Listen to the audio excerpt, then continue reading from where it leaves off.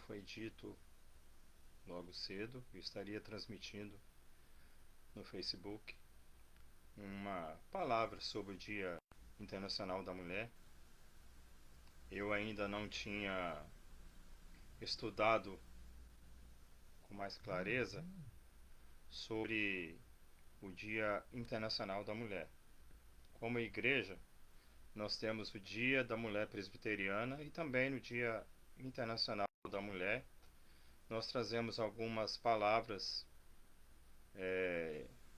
às irmãs da igreja, às irmãs que fazem parte da, da nossa comunidade.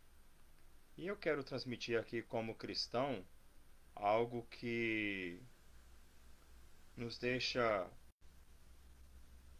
um pouco preocupados, porque é o seguinte: passa-se uma visão de que há uma eterna disputa entre homens e mulheres. E nós, como cristãos, precisamos ver essa questão de homem e mulher à luz da Bíblia. Deixa eu transmitir algumas coisas aqui. Dia da Mulher Presbiteriana, como eu disse, começou a ser comemorado a partir do primeiro Congresso Nacional da SAFES, realizado em 1941 na IPB do Riachuelo, Rio de Janeiro. Ficou resolvido naquele congresso adotar o segundo domingo do mês de fevereiro como Dia da Mulher Presbiteriana. A data escolhida foi uma homenagem à dona Cecília Rodrigues Siqueira, que aniversariava. Cecília era secretária-geral do Trabalho Feminino, cargo que permaneceu por mais de 15 anos consecutivos, de 1938 a 1954. O Supremo Concílio de 1954, reunido em Recife, Pernambuco, atendendo ao pedido da Confederação Nacional do Trabalho Feminino, oficializou então o segundo domingo de fevereiro como o Dia Nacional da Mulher Presbiteriana. Então nós, como igreja, temos esse Dia da Mulher Presbiteriana. Temos inúmeras mulheres na Bíblia que marcaram história, que serviram no reino e que foram peças importantes da história do cristianismo, como nós vamos ver logo mais à frente. Agora vamos falar um pouco do histórico do Dia Internacional da Mulher. Em 28 de fevereiro de 1909, aconteceu a primeira celebração das mulheres nos Estados Unidos. Este evento surgiu inspirado na greve das operárias da fábrica dos tecidos que ocorreu em 1908. Em 1910, realizou-se na Dinamarca a segunda Conferência Internacional de Mulheres Socialistas. Na ocasião, Clara Zetkin, do Partido Comunista Alemão, propôs a criação de um dia dedicado às mulheres. O tema das Nações Unidas para 2024 é investir nas mulheres, acelerar o progresso.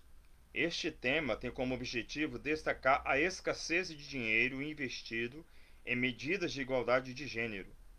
Os conflitos e o aumento dos preços podem levar 75% dos países a cortar gastos públicos até 2025, impactando negativamente as mulheres e seus serviços essenciais, afirmam eles nesse estudo. A ONU estima que serão necessários 360 bilhões de dólares adicionais por ano para que o mundo alcance a igualdade de gênero até 2030.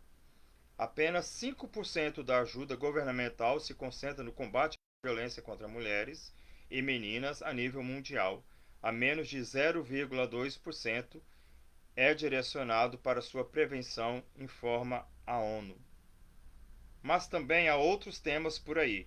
O site do Dia Internacional das Mulheres escolheu o tema Inspirar Inclusão, com eventos que buscam quebrar barreiras, desafiar estereótipos e criar ambientes em que todas as mulheres sejam valorizadas e respeitadas. Paremos um pouco aqui. O que nos pesa como cristãos é que muitas vezes são chamados de estereótipos aquilo que desde o Gênesis, quando Deus instituiu a família, criou homem e mulher, e disse: une-se os dois e serão os dois uma só carne. Far-lhe-ei uma auxiliadora que lhe seja idônea. a mulher para ser auxiliadora do homem. Nós até frisamos várias vezes, a mulher foi tirada da costela do homem justamente para mostrar o quê? A mulher estaria ao lado do homem, não acima do homem e nem sendo pisada pelo homem. Parece algo muito simples, mas muitas vezes se torna difícil para muitos entenderem essa visão bíblica do papel do homem e do papel da mulher. Então, quando a sociedade fala de estereótipos, fala também disso.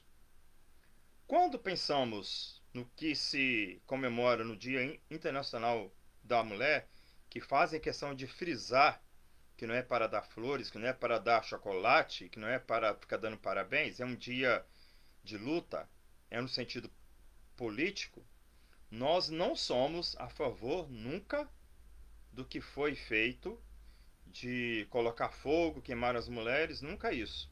Mas a questão é que, através de tudo isso, criam-se ideologias, distorcem os fundamentos cristãos. Eu estou falando agora como cristão, como eu disse. Eu não vou debater aqui,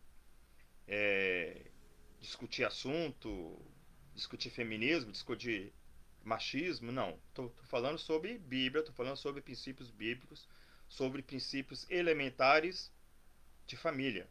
Então, quando se fala disso como estereótipos, nós como cristãos precisamos pesar na balança bíblica. Porque a Bíblia nunca criou uma disputa entre homens e mulheres. Nós vemos vários relatos bíblicos de mulheres que foram marcantes. Eu marquei algumas aqui. Na história de Sara, esposa de Abraão, constata-se a força de Deus, cuja ação é perfeita e nada é impossível de se realizar. Os relatos bíblicos revelam que Sara, aos 90 anos de idade, mesmo na velhice, concebeu e deu à luz a seu primogênito Isaque. Em um cenário em que predominava a tristeza, Deus fez surgir a alegria na vida de Sara, que logo passou a louvá-lo pela grande proeza, conforme mencionam os textos bíblicos. Deus me deu motivo de riso, e todos que souberem disso vão rir para mim, exaltou. Gênesis 21, 6. Rebeca foi esposa de Isaque e também foi escolhida por Deus para dar continuidade à descendência de Abraão.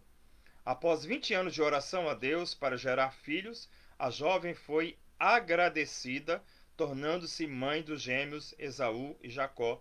Gênesis 24, verso 25. Por que eu estou dizendo isso? Minha esposa é formada. Minha esposa é pedagoga. Minha esposa não exerceu ainda diretamente a sua função, mas já trabalhou em universidades. Ela hoje está empreendendo, está criando em casa. Mas eu nunca falei para ela, você não vai trabalhar. Não quero que você trabalhe. Nós somos taxados, os maridos cristãos, como machistas patriarcais. Como se nós casamos, as nossas esposas têm que se isolar, as nossas esposas têm que deixarem de exercer uma função que, por amor, elas escolheram, e nunca foi isso. O que acontece muitas vezes é que muitos deixam de exercer o seu papel de homem, deixam de ser homens, e as mulheres precisam tomar a condução da casa. Nós vamos tratar de um exemplo muito conhecido depois. Então, nunca na Bíblia se diz que a mulher não pode exercer funções, não pode ser alguém que é reconhecida na sociedade. Só não podemos alimentar como algo que seja uma disputa. A mulher não pode ser menos do que o homem não pode ser mais do que a mulher tem que exercer isso que o homem exerce, o homem tem que exercer aquilo que a mulher exerce, como se fosse simplesmente uma disputa de gênero, do homem e da mulher. Aí criam-se os ismos, tanto o feminismo quanto o machismo, que são doentios, que destroem tanto as mulheres quanto os homens, que destroem lares, porque ficam disputando quem tem mais autoridade. sendo que a autoridade do lar não é nem do homem e nem da mulher, é de Deus. Ambos, cada um, cumprem os seus papéis dentro do lar, mas a autoridade é de Deus. Maria Madalena é conhecida como a discípula fiel de Jesus, a testemunha da ressurreição do Senhor. Ela foi a primeira a encontrar-se com o Cristo ressuscitado. Logo dirigiu-se apressada ao encontro dos outros discípulos para anunciar-lhes a boa notícia, conforme narram os evangelistas. Lucas 8. Em Madalena encontra-se a figura do recomeço, da fé e do amor fraternal dedicado ao Mestre, que a olhou com compaixão e misericórdia. Além das mulheres citadas, a Bíblia relata a participação, protagonismo e diversas outras mulheres que foram exemplos de fé e que deixaram valiosos ensinamentos para o povo de Deus. Vamos abrir a nossa Bíblia em Juízes, capítulo 4. Vamos lá. Juízes, capítulo 4.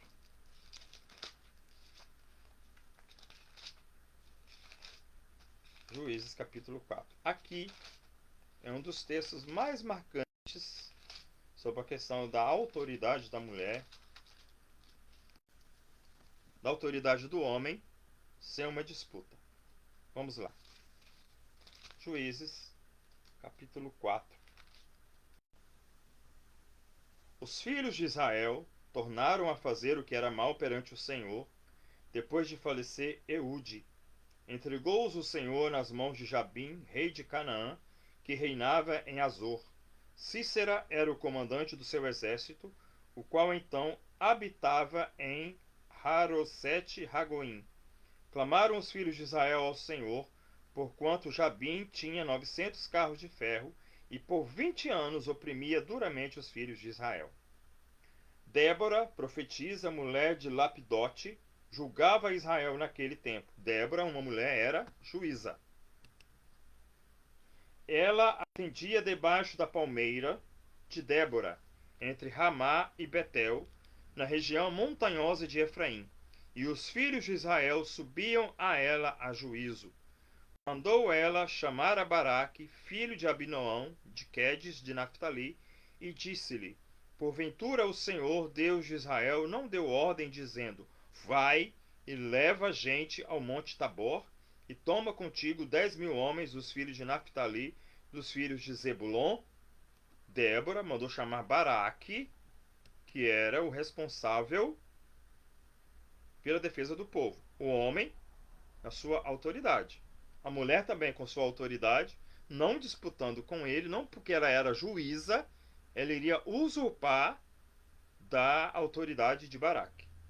E farei ir a ti o ribeiro Quizon a Cícera, comandante do exército de Labim, com os seus carros, as suas tropas, e o darei nas suas mãos. Então lhe disse Baraque: Se fores comigo, irei. Porém, se não fores comigo, não irei. Aqui começa um problema. Baraque, como homem, foge da sua responsabilidade. Se fores comigo, irei. Estava confiado na juíza. Porém, se não fores comigo, não irei. Ela respondeu: Certamente irei contigo. Porém, não será tua a honra da investida que empreendes, pois as mãos de uma mulher, ela frisa, as mãos de uma mulher o Senhor entregará a Cícera. E saiu Débora e se foi com Baraque para Guedes. Por que ela disse isso? As mãos de uma mulher o entregará o Senhor. Porque era vergonhoso para Baraque. Era vergonhoso para o homem. Por que estou dizendo isso? Quando homens e mulheres cristãos entram nessa da disputa entre homem e mulher, ambos se envergonham. A mulher envergonha o homem envergonha a mulher. Porque a autoridade é Deus. Homem e mulher têm papéis distintos. Não são para disputarem. A mulher pode ter uma carreira? Sim. O homem pode ter uma carreira? Sim. A mulher pode ganhar mais do que o homem? Sim. Não tem pecado nenhum nisso, não. Se minha esposa trabalhasse, ganhasse mais do que eu e compensasse para ficar em casa, eu ficaria cuidando da casa, fazendo comida para ela, cuidando das coisas para ela. Isso não fere a minha masculinidade. Sabe por quê? Porque ambos aprendemos. Eu sempre falo da minha sogra.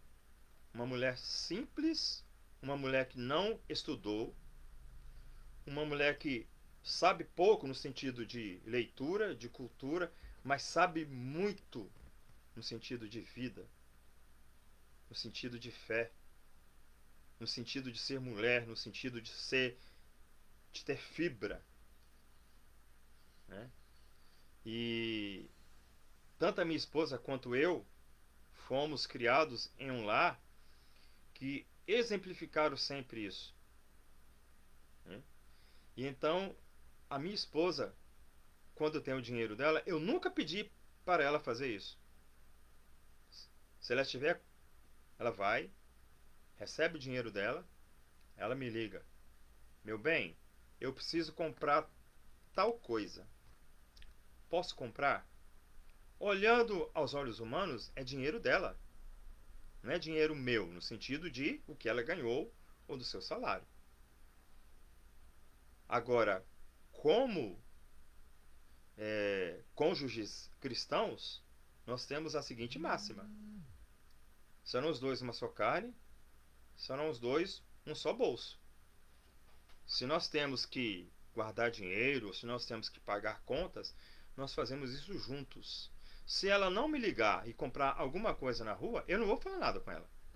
Eu vou ficar chateado, claro. E, poxa vida, minha esposa sabe da situação que nós estamos, algo que temos a quitar, e ela está fazendo isto. Mas não vou questioná-la por ter comprado, por ter gastado algo com o dinheiro que ela ganhou. Mas ela não faz isso. Não porque eu exijo, por causa da consciência dela. Porque ela, como mulher cristã, sabe da responsabilidade que ela tem em ser auxiliadora, em também cuidar das coisas do lar. Então Baraque convocou a Zebulon e a Naftali em Guedes, e com ele subiram 10.000 homens, e Débora também subiu com ele.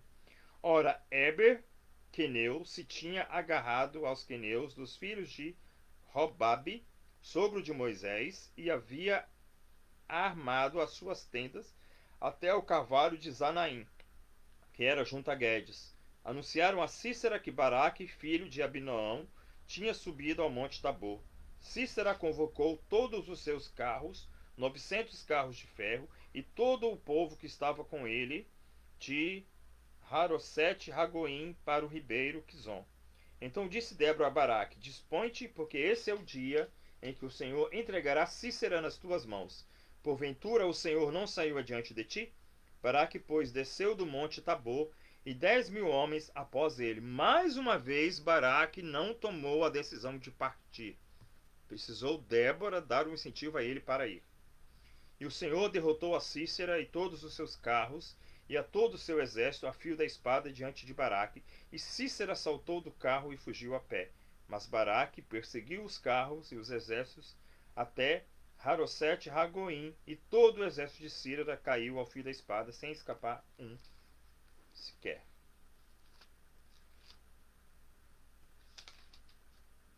Porque eu frisei muito a questão de não haver a disputa de homens e mulheres, que quando isso acontece, falando como cristão, ambos se, se ferem, deixam de valorizar no sentido de autoridade dada por Deus. Tanto a mulher quanto o homem deixa de cumprir o papel que Deus os deu para cumprir.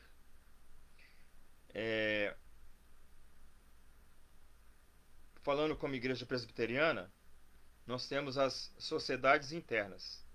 A sociedade das mulheres, na maioria das igrejas, é a que mais trabalha. É a que mais desenvolve o trabalho das igrejas.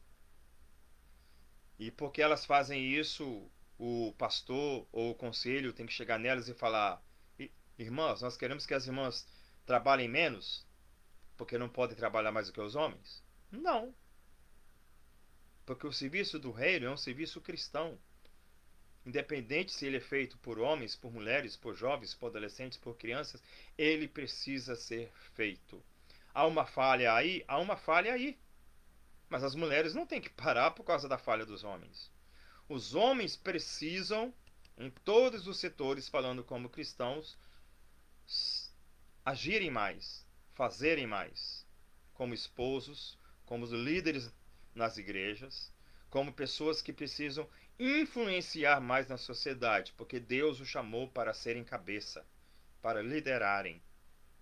Isso não significa que as mulheres são menos, como nós falamos.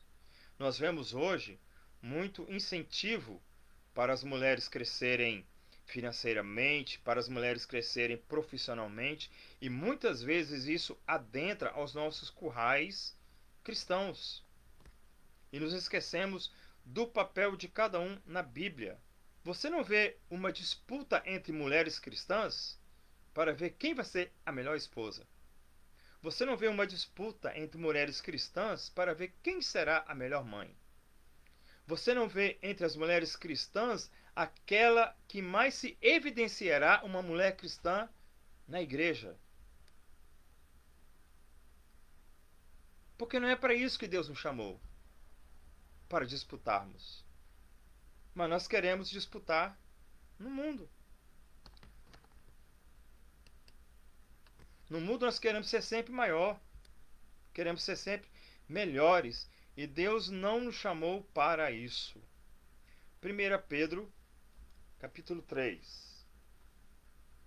Mulheres, sede vós igualmente submissas a vosso próprio marido, para que, se ele ainda não obedece à palavra, seja ganho sem palavra alguma por meio do procedimento da sua esposa, ao observar o vosso honesto comportamento cheio de temor. Não seja o adorno, aqui eu quero parar um pouquinho, não seja o adorno da esposa o que é exterior, colares, brincos, cordões, pinturas, vestes belas. Não seja o adorno da esposa que é exterior, como frisado de cabelos, adereços de ouro, aparato de vestuário. Seja, porém, o homem interior, homem aqui é antropos, tanto homem quanto mulher, ser criado, unido ao incorruptível trajo de um espírito manso e tranquilo, que é de grande valor diante de Deus. Pois foi assim também que a si mesmos se ataviaram outrora as santas mulheres, que esperavam em Deus, estando submissas a seu próprio marido, como fazia Sara, que obedeceu a Abraão, chamando-lhe Senhor, da qual vós vos tornastes filhas, praticando o bem e não temendo perturbação alguma. Maridos, vós igualmente vivei a vida comum do lar, com discernimento, e tendo consideração para com a vossa mulher como parte mais frágil. Tratai-a com dignidade, porque sois juntamente herdeiros da mesma graça de vida. Sois juntamente herdeiros da mesma graça de vida, para que não se interrompam as vossas orações. Agora vamos lá. Nós temos aqui duas questões. Sede submissas e Sara chamar Abraão de meu senhor. Acho que aqui fica mais complicado ainda chamar de meu senhor, né?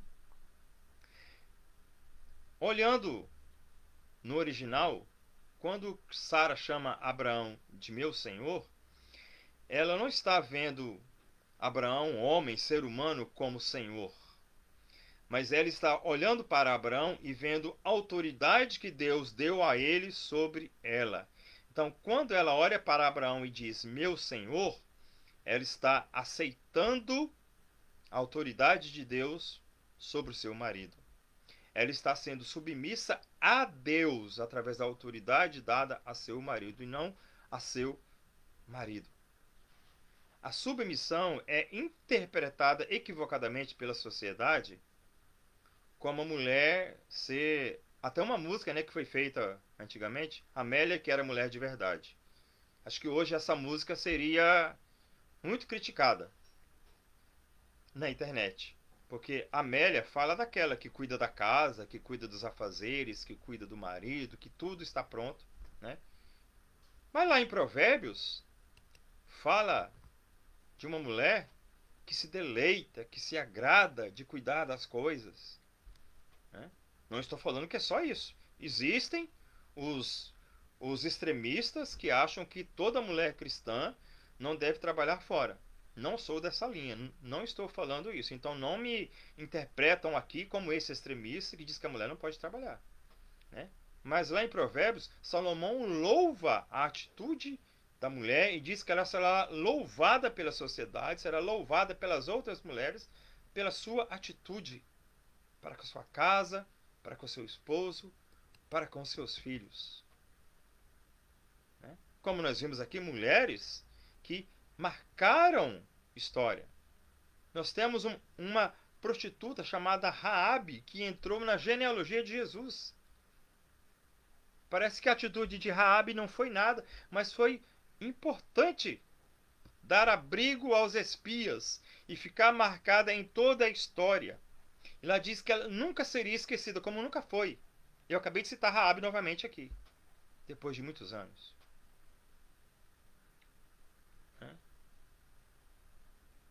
Então nós vemos que as mulheres nunca, em lugar algum na Bíblia, foram criadas, foram colocadas em uma posição dada por Deus para serem menosprezadas, para serem pisadas, para serem esquecidas. Então, olhando para o Dia Internacional da Mulher, olhando como cristão para o Dia Internacional da Mulher, da forma ideológica que se tornou, eu vejo que como cristão é até difícil nós frisarmos esse dia, pela forma ideológica como se tornou. Não estou aqui dizendo que aquelas vidas que se perderam não foi nada, não é isso. Mas criou-se com esse dia uma disputa que fica cada dia mais acirrada, onde não se consegue mais conviver harmonicamente homens e mulheres. A culpa é só das mulheres? Não. A culpa é muito mais dos homens. Eu sempre falo, desde o Gênesis, há sempre muita brincadeirinha, né? Mas a coisa é séria, né? De quem foi a culpa? Foi de Adão ou foi de Eva? A Bíblia não relata, mas dá-se a entender que Adão não tinha esclarecido devidamente a Eva da forma como Deus esclareceu a ele sobre o não comer do fruto e as consequências de se comer do fruto. Perdão. Porque Satanás foi rápido ali, com poucas palavras, levou Eva a comer do fruto.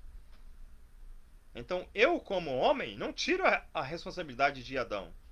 Se formos colocar um culpado ali pelo pecado, seria ele, Adão, porque foi irresponsável, porque não orientou devidamente a sua esposa. Assim como hoje existem homens que não são sacerdotes no sentido do ensino, do cuidado espiritual na sua casa. As mulheres precisam tomar as rédeas. E somos nós homens que temos que fazer isso.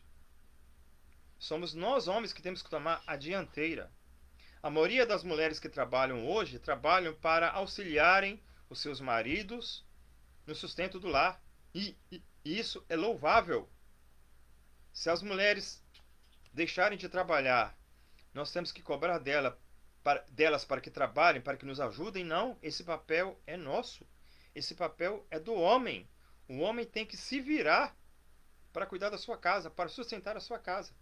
Então, louvamos a Deus por nossas esposas que nos ajudam, mas não é o papel delas. É dessa forma que nós, como cristãos, tratamos. Elas não são proibidas de trabalharem. Elas não são proibidas de terem uma profissão, de buscarem melhorias para si, como muitos nos julgam, né? Como machistas patriarcais, porque vivem presos às regras da Bíblia. A palavra de Deus diz que passarão os céus e a terra, mas as minhas palavras não passarão. Então, homens e mulheres que pensam dessa forma e que não são cristãos, não digo nada. Estão presos àquilo que a sociedade, que o mundo trata. Agora, nós, como homens e mulheres cristãos, precisamos ter consciência, precisamos estar cientes do nosso papel e do perigo que é para nossas igrejas, para nossas famílias, não nos atentarmos aos papéis que temos que cumprir como homens e como mulheres, como esposos e como esposas, como pais e como mães. Porque senão criaremos uma geração totalmente distante de Deus, distante dos princípios de Deus. Aí precisaremos de um novo exílio na Babilônia, que o povo vá para o Egito, para que ali se lembrem de Deus, para que ali criem-se novos mandamentos para voltarem-se para Deus. Hoje nós temos a palavra de Deus, o Antigo e o Novo Testamento, que nos traz verdades, que nos traz princípios.